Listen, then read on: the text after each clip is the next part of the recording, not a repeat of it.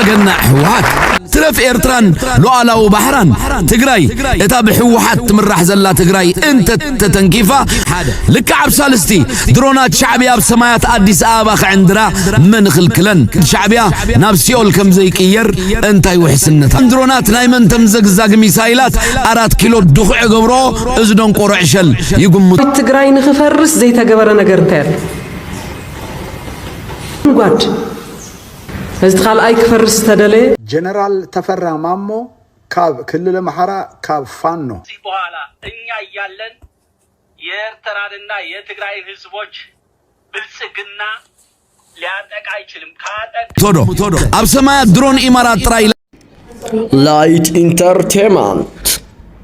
سلازي أبزي نابكال أي معرف سجر زلو عود قعزو تصمدو بروغون كابرس متحز تقلاقلنا أمروخ نباها هالي قبا ناي تانكن ناي مدفع المايتنيا يمنيرا مكانايز سلازنا ورخ فلطرات زيوم بس مكانايز ركوينام حزون دقاف كويب ودورها وردت على مرارحان رمضان ما نيرو مسؤوم بلغا هنسجرون تمساسا لوزيون ناي كبدرت دقافكو مسانا تسلفهم يوم كم تزقبو ساي تصحفل زناي شرخ ونتات تذكريها مالت حدوتات كبيد برت كابس حال تبقيسو كابقون نزبا ويان حرت بس خفل ومسوعات تذكريها بحريون بعين نازر أناي مالتينو زي وشت إثيوبيا بدفع اللوز نبرة بعل بندر والليلكا حساب أديس أبابا محرز نبرلون في الله أحدثات كبير بيتون كماندون ناي حزب أوغمبار حساب مجرشة كونتات إثيوبيا زرقاقا اللو أبغوني حيدتات حزب ويان حرن التجري مكيتو سلازي زيتي دايوس أدلو تحاكي مهنيات كستاخل زلوو نا إيرترا قداي إيرترا بسرية تقاليسا نظام نا إثيوبيا مسفح فحتي أفنجوم سيرايا ناتسان تحيثا بمسارة إثيوبيا أنا ناتي إمنت دحر مني لك يا إثيوبيا تبهال مبر قدمي إثيوبيا ينورتن نا أفا تاريخي بهالاي تشوواي إثيوبيا سلز فلت التعيا إيرترا نزعوتي حصد يزي بغيرتها وقال سما هذي إيرترا لعيلو 30 عام تقاليسو كيتو أوصيوا خابز سيعيروميهم دفاكتو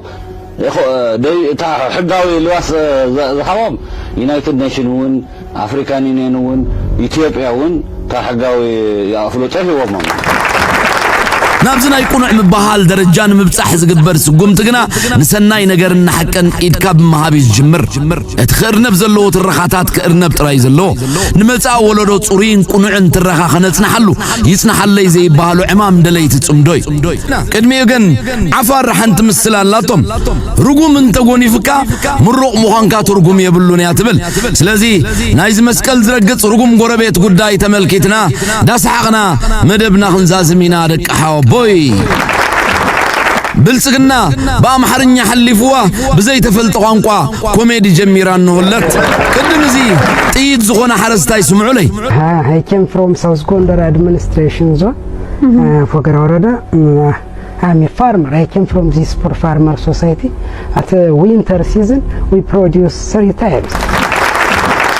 حجنا بزوم قداماي مينسترون بتنقولا دين تنقواليت باستورون نيثيوبيا بتنقولا زمرحوا زلو عفوم زي يصريو سبا سلطان نغيد كان مزازنينا كم زيوم زبلا عدلنيا يريخون إيدا اقر زي بالكادو مليونات زخفلو سراح تقول ناعي خادكي So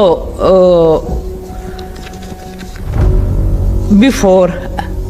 I reflect on the question, let me mention one issue that makes me happy. Flagship project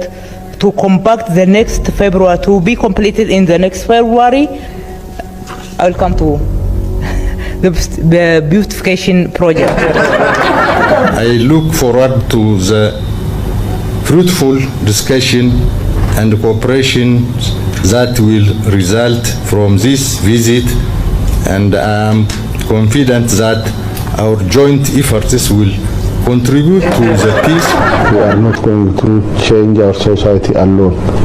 We need our neighbors and others. So we are not live alone. We are very clear. After that, we started again back to work together. So maybe after now on, we'll benefit each other. We need each other, and we work each other because we know each other. The national level road length is increased from 37,000 2002-03 to 100,000 2011-12. Road density increased from 33.65 km per thousand in 2002-03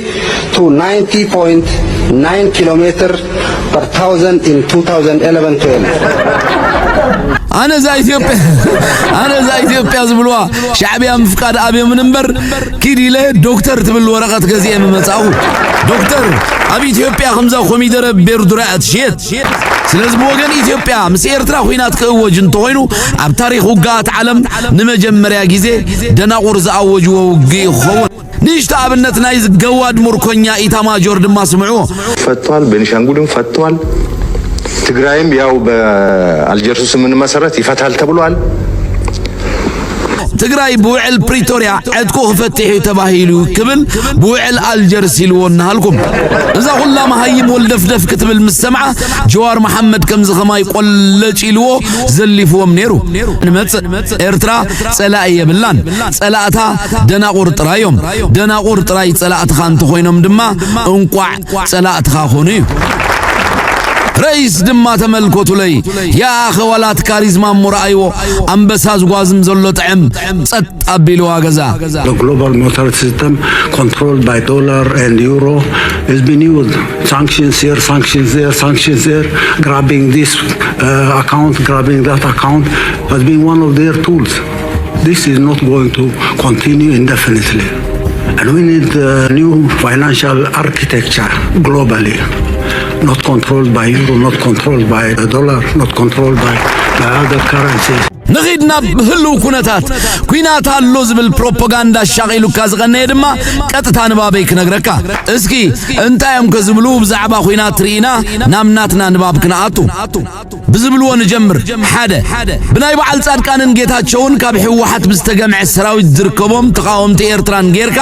አኻኺብካ ብትግራይ ዛላምበሳ ብሱዳን ቦም حجر ክልተ ካላይ ገጽ ኤርትራ ዓሰብ ብድሮን ቀጥቂትካ ቃዛ ትغيرا شعو أبو خيت عقدك ناس مرقد سيلكا منقست تغير سلسته بالماما نيرتران تقراين مهرم أربعة كينات اللون دابل كاغلولا وبمفتر أبسم فلال كم زنبرو مقبر أزي نماس مصلكم أزب تاريخ معبلو قات علم تسميعو بزي فلت معالت نقيرو نواقا أزب القلعة أبزور حزي موداتا مسكرم علت عسرا بقز بانا صباح سولوس بانا صباح سولس مالتي والعبشاشا وقخ جمري يمس مبالو حوحات دما ابز قبرو وعصو اخيبا ابربعة نطبتات زت يم نيرم اتن نطبتات زتو كرو رينا نملس حاده كوينات بتقراين تجميرو كما ينقبر كما يتدالينا لنا كلته كوينات بإرتران تجميرو ترانا انتايو سلسته نغلتينا إرتران تقراين بحنسابنا مهراب مدبون اللو ابزخه بخمي حبيرنا نسرح رابعين نايمو داتان نغلتينا خمس زغبرو زلو ببوليتيكان بروباغاندان تراينا يمدخام استراتيجي خطل نزغه بخمي تدالينا لنا زبلي اغنا حوات وغن ايرتراخه انتاي بحالالو بمتقلال ملسس ملكوتا أكال نسمع ترف إيرتران لوعلا وبحران تقراي إتاب حوحات تمرح زلا تقراي انت تتنكيفا لك عب سالستي درونات شعبية بسمايات أديس آباخ عندنا من خلكلن مريت ميكانايزد شعبية نابسيول كم زي كيير انتاي وحسنت هالو عب إثيوبيا نايمن درونات نايمن تمزق ميسايلات 4 كيلو دخع قبرو ازدون قرعشل يقوم متودو عب سمايات درون إمارات تراي لايسنس زلونز مسلو درونات راشاب سمايات كيفن تايجرن امو سماي اديس ابا درونات شعبي ازغل كل سيمافور امارات هالو دخوني ولا عبشاشا كحلم كاب كاله نحنا غسكي حلمو نفتحلو 4 ካብ ሩስያ ኔቶን ዝበዝሕ ድሮን ኣብ ዓለም የለን ኣብ ማዓልቲ 140 ቢልዮን ዶላር ወፃእ ዝግበሮ ኩናት ይዝካየድ ዘሎ ኣብ ቃዛ 1000 ኩንታል ቦምባን ማዓልትን እንዳወደቀ ብድሮን ብሰማይ ዝውዳእ ኩናት ስለዘየለገን ኩናት ኣይተወደአን እዚ ሕልም ፕሮስፔሪቲ እሞ እዚ ሕልም ዝኸም ፍቱሕ ተዓሲቡ ምናልባት ብጋህድ ዝመለቀ ጥይት ናብ ምድሪ ኤርትራ እንተ ተተኪሳ ግና ከም ዝኸውን ኣይክእልንዶ እስኪ ክግምቱ ነኽእሎም ሓደ ምድላዋተይ ወዲእ ኣለኹ ንዕርገት ፕሮፓጋንዳ መራጎዲ 66 ላዕለዎት ወታደራዊ መኮንናት ምዕዳል ማዕረግ ክብል እንከሎ ጸላይኻ ብመንጽሩ እንታይ ይገብር ይህሉ ኢልካ ኣይሕሰብን ድዩ ክልተ እንተ ዋሓደ እዞም ኣብ ታሪኽ ኣፍሪካ ክስማዕ ስትረፍ ክሕሰብ ዘይመን ቅያታት ዝገበሩ ኣዘዝ ሰራዊትን ጸጥታን ኤርትራ መሽረፈት ኣሕመድ እዞም መቑሽሽ ኢማራት መባልዕቱ ምዝዋርን ቅርሺ ምእካብን ጥራይ ስርሖም ኣብ ከባቢኦም እንታይ ኣሎ ኳ ክዕዘቡ ዘይክእሉ ናይ ፖለቲካ ድንክታት ሒዙ መጺ ምንባር እሞ ንዘክር ሽዑ ቡና ቀባቢሎም ፎስኮስ ኢሎም ክኸዱን ከለዉ በኣንጻሩ ኣጽዋረይ ክርኤኩም ብዝብል ዕድመ ላዕለዎት ወታደራውያን ሰበስልጣን ሻዕብያ ንምንታይ ከይዶም እዞም ብጸበል ሳሕል ደሞም ዝጀልሑ መሃንድሳት ኩናት እዞም ንብልኣት ብርሃን ሃገር ዓይኖም ዝነቐሩ ኢዶም ዝሰንከሉ እግሮም ዝተታሕዙ እንተወሓደ ብኣካላቶም ኢሻራ ሓርነት ዝኾነ እስኬጆታት ዘለዎም ኳዕናናት መኮንናት ሃገረይ እዞም እኩባት እዚኦም እንተዕረፉ ዲጋም ምስራሕን ኣብያተ ትምህርትን ምህናፅን ግዚኦም ዘሕልፉ ሃገር ከይትውረር ኣኽናፎም ዘርጊሖም ከም ንስሪ ምሳኻዊ ሕሰም ተራጺሞም ክንቲት እርጋኖም ኣራጊፎም መንእስያት ዝቕየሩ ንጹር ዴፊኒሽን ናይ ስብእነት ዝኾኑ ኣዘዝ ሰራዊት ሃገረይ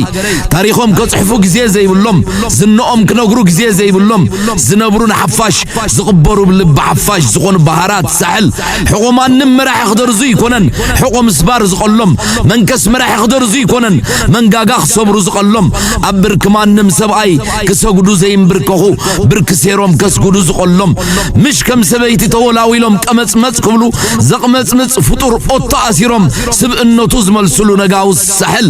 እዚኦም ተኣኪቦም ዘለዉ ኣዘዝቲ እዚኦም ፋሕ እንተ ዝብሉ ናይ ኩለን ሃገራት ኣፍሪቃ ነጋውስ ምኾኑ ኣብ ኤርትራ ግን ገላዩ ሓፋሽ እዮም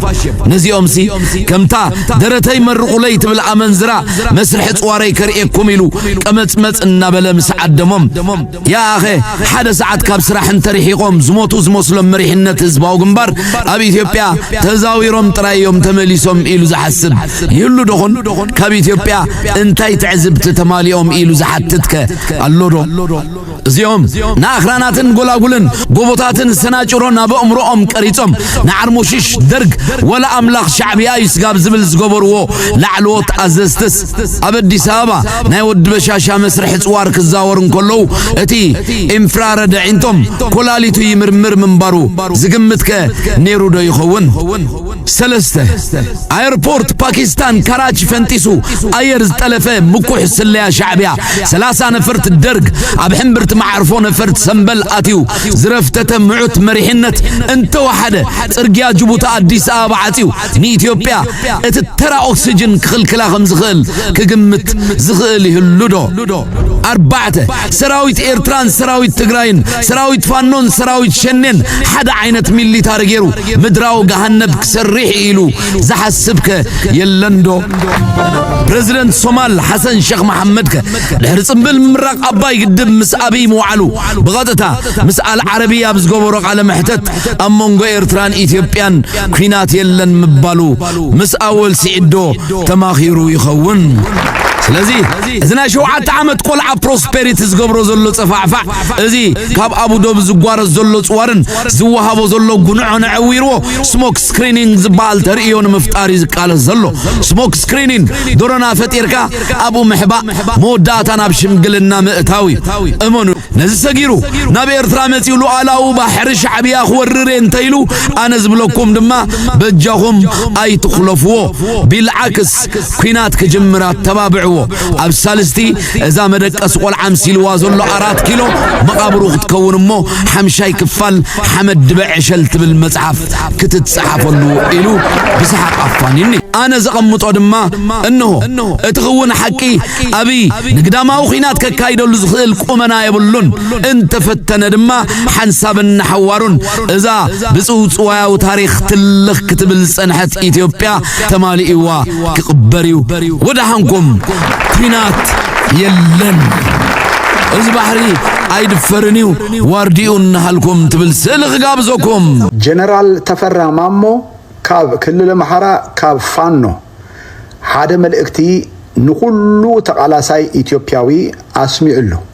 اسكن اسمعيه እዚህ በኋላ እኛ ያለን የኤርትራንና የትግራይ ህዝቦች ብልጽግና ሊያጠቃ አይችልም ካጠቃም ዝም አንለው ይሄ መታወቅ አለበት በየተራ ስሜነኞች እየተመጡ አይቀጥሉም ስለዚህ ይሄ ምንም እኛ ምድር አንሰጠውም ከዚህ በፊት የተደረገው ከመጠን በላይ ነው እኛ በሌላ መንገድ ነው እነሱ በየተራ ታርጌት አድርጎ አላማ አድርጎ በየተራ እየጨፈጨፈነ አይናችን እያየ በእኛ በኩል ዝም አንለው እምባር ከም ሰማዕኩም ወይ እዚ ጀነራል እዚ ናይ አብይ አህመድ ናይ ፌደራል ሰራዊት ጀነራል ዝነበረ አብለል ህዝቢ ምሓራ በአብይ አህመድ ዝወዱ ዘሎ መከራን ሽግርን ስቃይን ብምርአይ ድማ ይጣመኒ ጽቡቕ ናብራ ይሃሎኒ ከይበለ ምእንቲ ህዝቡ ናብ በረኻ ናብቶም ምእንቲ ህላዌ ህዝቢ አምሓራ ዝቃለሱ ዘለው አባላት ፋኖ ዝተሐወሰ ሰብ እዩ ኣብዚ እዋን እዚ ዝብሎ ዘሎ ዘረባ ድማ እንታይ እዩ አብይ አህመድ ናብ ትግራይ ይኹን ናብ ኤርትራ ዝኾነ መጥቃዕቲ ኣብ ዝጅምረሉ እዋን ኣብ ጎኒ ኤርትራን ትግራይን ኮንና ኢና ንዕኡ ካብ ስልጣን ክንኣል እምበር ምስ ኮንና ክንቃለስ ኣይንኽእልን ኢና ኢሉ ንብሙልኦም አባላት ፋኖን ከምኡ ድማ ደገፍቲ ቃልሲ ናይ ፋኖ መብርሂ ይብሎ ጽብቕቲ ያ ዘላ መስለኒ ከምዚ እዩ ዘሎ ትወረ ክብለኩም ደሊ ኣብዚ እዋን እዚ ናብ ትግራይ ሒዝዎ ዝቐረበ ሓድሽ ናይ መደራደሪ ሓሳብ ወፂሎ እስኪ ንዑ እስቲ ንስማዕዮ ተስፋ አድርጎ የነበረው ጌታቸው ረዳን በመጠቀም ትግራይን ሞቢላይዝ አድርጎ ከትግራይ ጋር ሆኖ ኤርትራ የመዝመት እንቅስቃሴ ነው ይሄንን ትግራይ ላይ ያለ ኃይል አልተቀበለም ጌታቸው ረዳ ይሄንን ለማስፈጸም ያደረገው እንቅስቃሴ በህዝቡም በፖለቲካ ኃይሉም በወታደሩም ተቀባይነት አጥቶ ጌታቸው ረዳ ነፍሱን ለማትረፍ ከመቀሌ ሩጦ እንዲወጣ ሆኗል ጌታቸው ረዳ ከሄደ በኋላ እያንዳንዷን ዱካ ገና ከመነሻው ስንነግራችሁ ነበር ጌታቸው ረዳ መቀሌ ተቀምጦ ገና መግለጫ እየሰጠ አመራር እየሰጠ ሚዲያ እየተጠቀመ ጌታቸው ረዳ ተነስቶ በሱ ታደሰ ወረደ የሚተካበት ፕሮሰስ መጀመሩን ተናግረናል ግድቡ ወደ ወደቡ የሚል እንቅስቃሴ ነበር የነበረው ነገር ግን ወደ ወደቡ እንቅስቃሴ ለማድረግ የህወሓት ኃይል መስማማት ነበረበት እና አነጋግሯቸዋል ወደ አሰብ መዋጋታችን አይቀርም ለታግዙን ይገባል ተብሎ ተነግሯቸዋል ለታደሰ ወረደ በዚህ ማትስማሙ ከሆነ ግን መጀመሪያ እናንተን እንወጋለን የሚል ምላሽ ነው የተሰጣቸው እነ ታደሰ ወረደ እስካሁን ሶፋርኛ ባለን መረጃ የመለሱት ምላሽ ወደ ኤርትራ የምናዘምተው ጦር የለም የውጊያው ተሳታፊ አይደለንም ኤርትራ ጋር የመዋጋት ፍላጎት የለንም ነው ያነሱት ወደ ውጊያ ቀጠና አንገባም ይሄንን ካሉ በኋላ እነ ጀነራል ታደሰ ወረደ ዓለም አቀፉ ማህበረሰብ እየቀሰቀሱ መሆናቸው ይሄ ሁኔታ እየነገሩ መሆናቸው ጦርነት ሊከፈትባቸው መሆኑን ስጋት እንዳላቸው ደጋግመው እየገለጹ ነው የሚገኙ ታደሰ ወረደን ልክ መጠቀሚያ አድርገው በጌታቸው ረዳ ፋንታ ጦር አዝምቶ ኤርትራ እንዲዋጋ ለማድረግ በወልቃይት ጉዳይ በጠለምት ጉዳይ በራያ ጉዳይ ሲነጋገሩ ቆዩ ይሄ ብቻ አይደለም ሌላው ከትግራይ በኩል የሚነሳው አብይ አህመድ ከወልቃይት ጋር ምንም እምነቱም ስለሌለው ወልቃይትን ለነሱ መስጠት እንደማይችል አረጋግጦ በወልቃይት ፋንታ ግን የትግራይን ኃይል ይዛችሁ ከፌደራሉ ጋር ተሰልፋችሁ ከተዋጋችሁ አሰብን የመቆጣጠር እንቅስቃሴ ስለሚደረግ ቃል ገባላቸው እሱ ነው አሰብን የመቆጣጠር እንቅስቃሴ ስለሚደረግ የምትፈልጉትን የሰው ኃይል አሰብ ላይ ታሰፍራላችሁ፣ አሰብን ታስተዳድራላችሁ ነው ያላቸው። ሰው ሌላ አካል ቢሆን ዘሎ ይገባል። ወደብ አለ፣ ባህር በር ነው፣ እሱን ከሰጠን እሱን እንጠቀማለን ወዘተረፈ ብለው። ነገር ግን ወደ አሰብ ተዋግተው አሰብ ላይ ኃይል አስፍረው መቀመጥ ምን እንደሚያመጣ ህወሓቶች በአግባቡ ያውቁታል። አብይ አህመድ ከሌላ ቦታ እያመጣ እንዳሰፈረው ሁሉ አሰብ ላይ ከተለያዩ ቦታዎች አምጥቶ አስፍሮ ይሞክረውና ግባና ሞክረው ግቢና ሞክሪውን ምስጥ ያነኩርሻል እንደሚለው አባባል ማለት ነው። ትግራይ ንኽፈርስ ዘይተገበረ ነገር እንታይ አለ? መሪሕነቱ ክጽለሙ ኣብዚ ኣጀንዳ እዚ ኣትዮም ፖለቲከኛታት ኣይቀርዩ፣ ሚድያ ሰባት ኣይቀርዩ፣ ገለመለ ይቀርዩ፣ መሳርሒ ጸላእ ኮይኖም ባህላዊ ጀነራል ይቀሪ፣ ሰረቀት ጀነራል ይቀሪ፣ ክሳዕንድ ኣይቀሪ፣ በቃ ጸላእ ዝሃበካ ኣጀንዳ ሒስካ ምን ጓድ